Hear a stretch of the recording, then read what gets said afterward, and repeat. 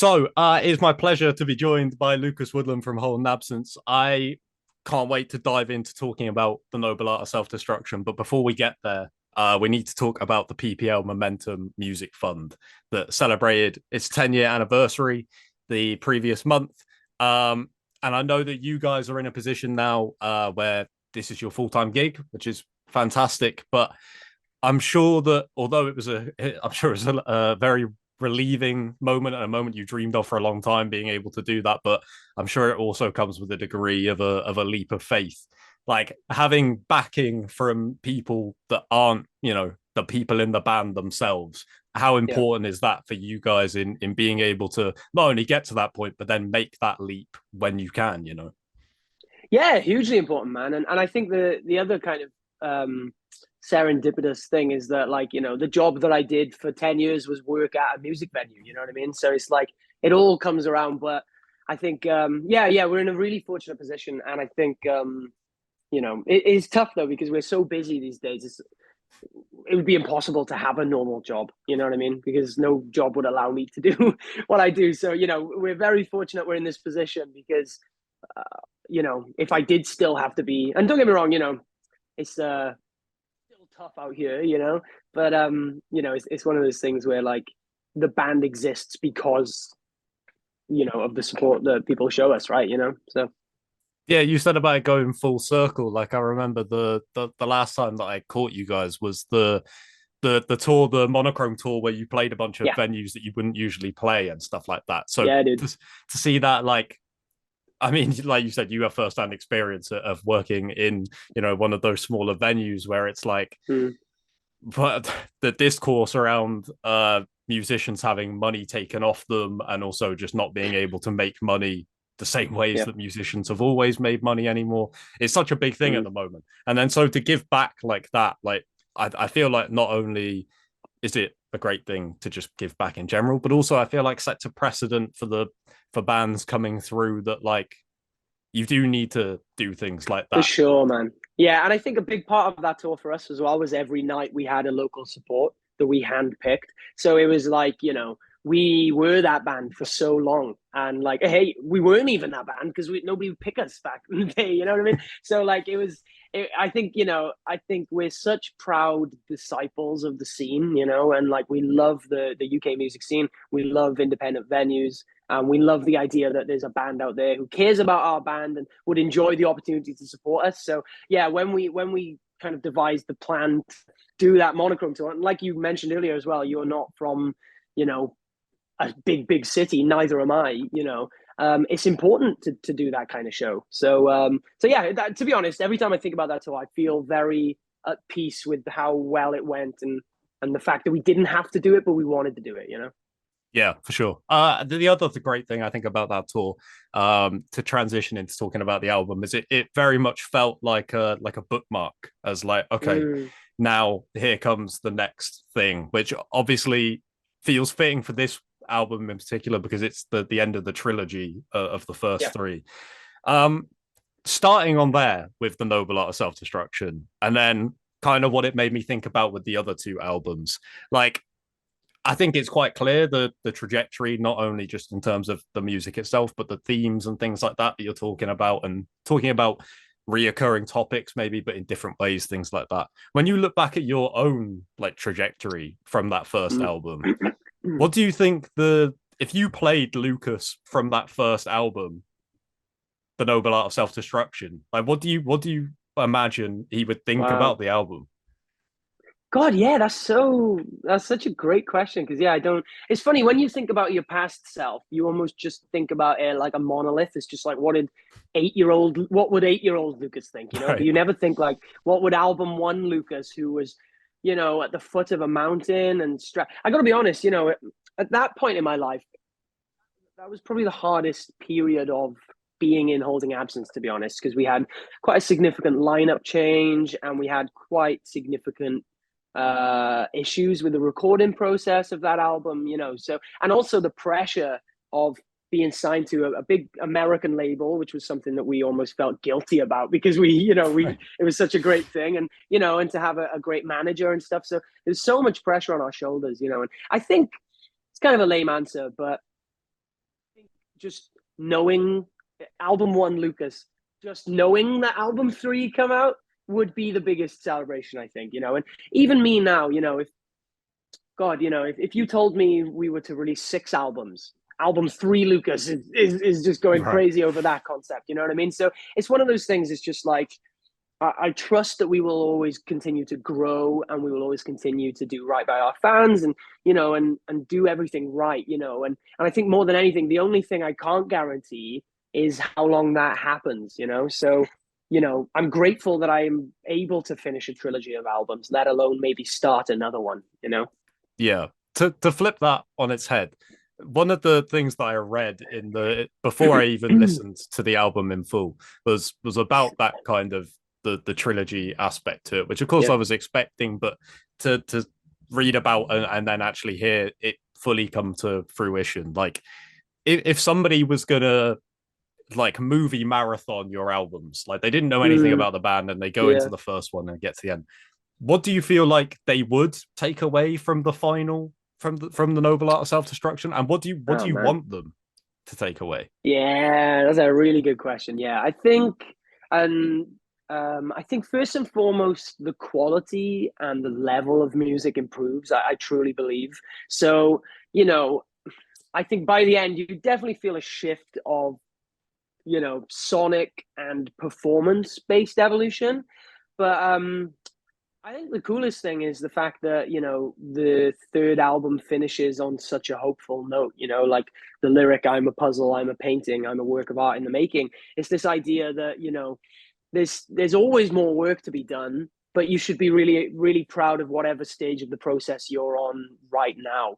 And I think, the first album wasn't very hopeful. The second album started hopeful and ended quite miserable, and I think then for this album to finish on such a high note, I think it almost caps off the whole trilogy as an adventure of emotional growth, I'd say, and almost like, kind of coming to peace, and kind of embracing that life is beautiful. And I think kind of to your question, what would old Lucas think now?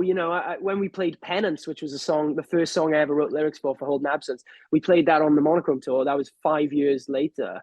And I got very, very emotional on stage a couple nights because it was like, I was like suicidal and stuff when I wrote that song, and like now, 5 years later, I'm living the best life I could imagine. So there's definitely been a hopeful story behind the scenes, and I think you would definitely feel a hopeful story on the front line as well. Yeah, I was actually going to mention Penance in terms of one of the things that the people love, I think, the most about your band is the kind of big picture view that it isn't just a Mm, collection of songs. There's so much more that goes into it, from even just the colors on the album. You can kind of you get a theme from that even that follows through the record. Like when it comes to things like Penance, but also coming up with all of that stuff and then putting the emotional weight into it, which of course you can dress things up and have all these elaborate themes that run through the record, but without that, that's what really holds it all together. Does that? I would imagine that takes a hell of a toll on you when it comes to writing this stuff, because not only are you pouring out, what you want to talk about and how you want to say things, but then you're planning it into this big yeah, overall yeah. thing in the way, and with the trilogy thing as well, it's like a snapshot of time each time you release one. Like, do you know what I mean? Like, does that Yeah, for sure, for sure. I assume that is a huge weight to go through in that process. Yeah, but I also find it very liberating as well because, when you think about the way that our band is, we're very grand scale kind of band, and we're always thinking about albums and thinking about concepts and stuff. So for me, it's almost like, these chunks of myself that I've had to like purge that are emotional and are hard. I feel like I end up refining those things to fit into a big puzzle, So, and by the end, it's not about what in a funny way, I guess it feels like almost like recycling negative emotion and using it to create something positive. I think you almost dissociate from what it was and you just focus on what it can become, you know? So all the lessons that I've learned and all the things that I've gone through and all the things that I've felt, you know, whether they were good or bad, like let's just make sure that they end up as something good in the end. And that might just sound really pretentious, but I think the goal of music is to relate and is to share. And hearing somebody has gone through something and how they kind of process it, it it is super helpful. You know what I mean? So I think for me, it's like I'm more than happy to I'm more than happy to feel these things as long as somebody can find a positive by hearing those things, I suppose. Yeah, I think it's interesting with this album in particular that that feeling you said about how going through those things, but then it feels like a release to then put them together into something that you have to Mm, show for it, and that kind of is like life imitating art with a lot of the themes of the album. And I know that you've spoken a lot about the influences for the record and yeah. that kind of feeling of shedding some things, but then also building them together to make something and being proud of the thing you've made. Like, does that does that come with any pressure with expectations of what people are going to take from the album? Because it feels so much like especially I think with this album, that it is your life imitated in Yeah. art form. And because exactly the way that you just explained your creative process is how the album plays out in front of people. Like, do you ever worry that I'm sure that as long as people get something from it, that's Yeah. the main thing. But are you ever like, I don't know if people are gonna put those pieces together and maybe take from it what I have?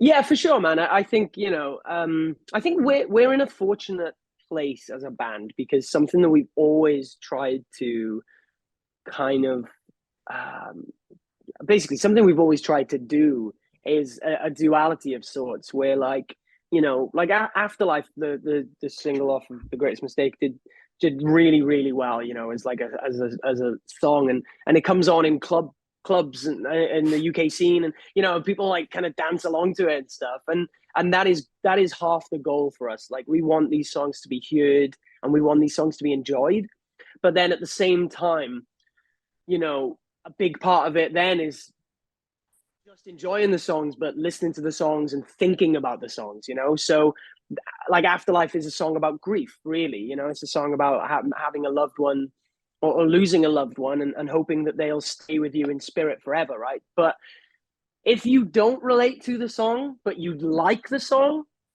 still great. You know what I mean? And I think it's one of those things where we're almost trying to like hedge our bets here, because it's like if a song doesn't connect, then hopefully it's just good. Do you get what Right. I mean?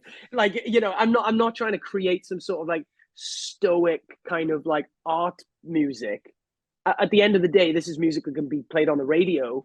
And then if you can find some sort of connection within it, then it's a double whammy. That's the goal. We're always trying to get a double whammy. But if it doesn't connect, then yeah, at worst case, we hope you just like the music. You know what I mean? So it's one of those things. But yeah, it is tough because I think you can miss shots a lot as a creative. You try things and they might fail, and that's normal. So I think that kind of idea that we have about our music is like, even if it doesn't hit, hopefully it hits in just a completely sonic way, I guess. Yeah. Did you always want to approach art that way? Because I know just through following you on social media, things like that, that a lot of the things that you like or are at least very passionate about take that approach where it isn't just, you Yeah, consume dude. it once and then discard it. It's something that you can go back to loads of times and take things from it. Like I always remember last year I was covering 2000 trees and I'm just there. I was just having a good time. And then I turned around and saw you having like the best time I think maybe I've ever seen anyone Oh have at that yeah. to thrice Yeah, playing dude. Vesu in full. Like I know Yes, that man. those are the Yeah. kind of things that you attach to the most. I mean, that wall behind me of comics, like I get it. Like, Yeah, exactly. yeah. But yeah, man, that's a really good question. First and foremost, last year, 2000 trees, we were just like, let's have fun. Like, let's camp. You know what I mean? So we played and then we camped all weekend. And we had the best weekend. But yeah, I think, and I guess this does speak to the last point that we were on actually is like, and this is so stupid and like whatever, but you'll totally understand where I come from. Like, for me, like Barbenheimer, right, Right. is so perfect for me because like Barbie is a great, fun, enjoyable film, and then Oppenheimer is a great kind of like, thoughtful, clever, intricate art piece, basically, And I think for me in life, I almost don't care about the middle. I almost only exclusively watch stupid comedy movies that I will just be able to laugh at for hours, or things that completely provoke thought out of me. You know what I mean? And I think that is very much kind of seen in our music. Back to what I was saying, it's either a catchy chorus or it's a really really introspective emotion, I suppose. But yeah, I guess to the point that you made is like I only consume things through that, and I think that is very indicative of how our music ends up in the end, I suppose. Is that like I understand that I'm asking you to speak on behalf of the other members of the band, right? But you mentioned the lineup changes that happened early on in the band, and now it feels very settled as a Yeah. unit. Is that difficult? I don't know how the other people in the band look at things like that, but obviously I know that that's how you work creatively. Is it sometimes difficult to convey that kind of overall vision with other people who are coming in creatively? Yeah, for sure. That's a really good question, and it's tough because it's like, we've had over the last 6 years, we've had kind of like two significant lineup changes. Our guitarist Faisal left in 2018 to join Loathe, and our old bassist James left in 2021, I think, to start his own project. So and those things, we've basically gone through two very big lineup changes.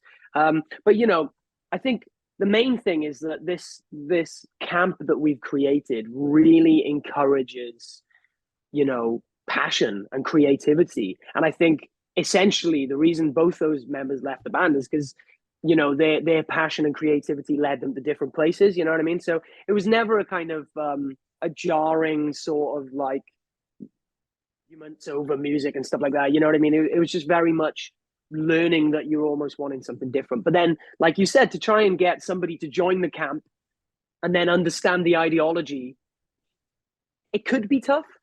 But I think the two things that we're really fortunate about is one, the replacement members, Scott and Ben, over the years now, who've been in the band, 2 to 4 years and are super, super settled now. Like, they were my old buddies from the band that I made in 2010. So, like, Holding Absence as a band right now is almost 13 years old in terms of the dynamic that we have, So we were very fortunate to get people who always knew the energy and were fans of the band from the outside looking in as well. But then I'd say the other thing is like, I think the boys very much trust me. I think, I have a very vivid imagination and I'm always just trying to think forward. And I think the boys know that it's like, that's a lot, So I think that they're always encouraging me to see how things end up, and then it's a case of trusting the process. You know what I mean? So yeah, good question, because if we were picking randos from a YouTube kind of competition, yeah, it might have ended up negatively. But I think everybody is on the same level, and everybody is just a best friend in this band. So it's all love, really. Yeah, I almost feel like this question doesn't necessarily need to be asked yet because I mean, the majority of the people haven't heard this album yet. I know that you've had Mm. nothing but great feedback from everyone that you've spoken to that has already heard it. But there's still so much more to go with this. I mean, the Yeah, album cycle is like, I mean, the album isn't out, so yeah, there's still yeah, there's still so much to go. But yeah. with this being the trilogy and it feeling like this progression from the start to now, I Mm. am sure you have already got plans for potential themes and things like that going for years. But where do you kind of see this chapter, like for you definitively? Where does this chapter end? Oof, good question, man. I think first and foremost, yeah, the 3 out of 3 trilogy thing, that was very important to us because the door is shut. We've told people album 4 is gonna be different. You know what I mean? And Yeah. like, we're not even sure yet how different it's gonna be, but feeling like a certain sense of excitement that I've almost not never felt before, but I haven't felt in a long time as a creative, because there's just so much as an infinite pool now that we can kind of reach from and try and reinvent ourselves, So I'd say album 4, is looking super exciting, and we are so excited. And I will say as well, just to put anybody's minds at ease, we're a band that is always listening to our fans. We're always keeping our ear to the ground, and we're always trying to find a midpoint, So I promise we're not going to run off and do anything crazy for number 4, But to answer the question, like, when do we kind of see this process finishing? I'm really not sure. But I think,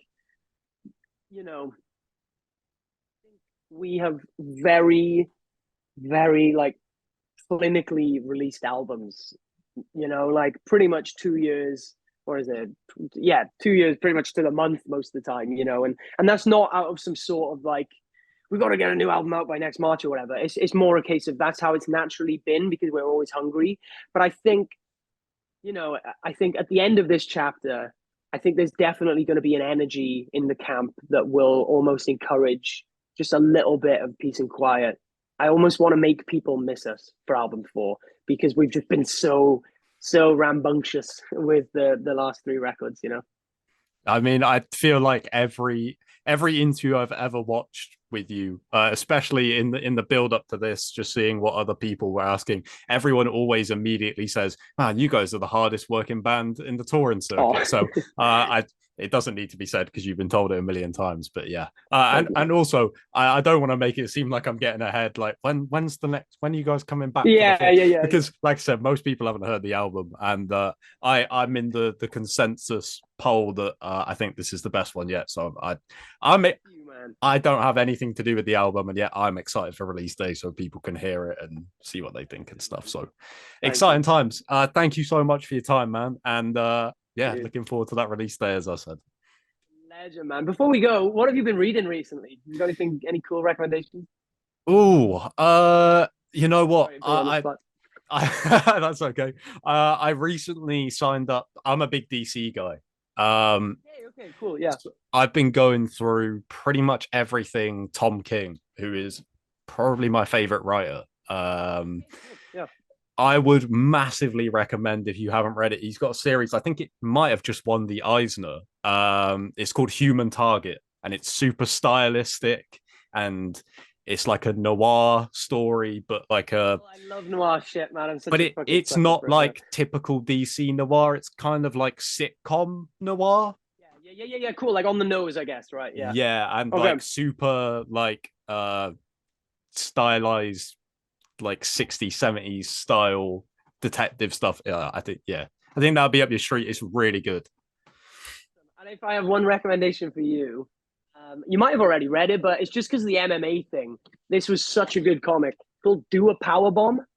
No, I don't know about It's this. about it's about wrestling, so it's not about MMA, but 100% check it out. It's called "Do a Power Bomb." It's like a one and done kind of comic, but yeah. Anyway, when I found out you're a comic fan, I was like, I gotta fucking pick his brains. I need more recommendations. So yeah, legend. Okay, thank you so much for a lovely chat, dude. It was a You too, pleasure. man. You too, man. Look Catch you after later. yourself. Thank you. Yeah.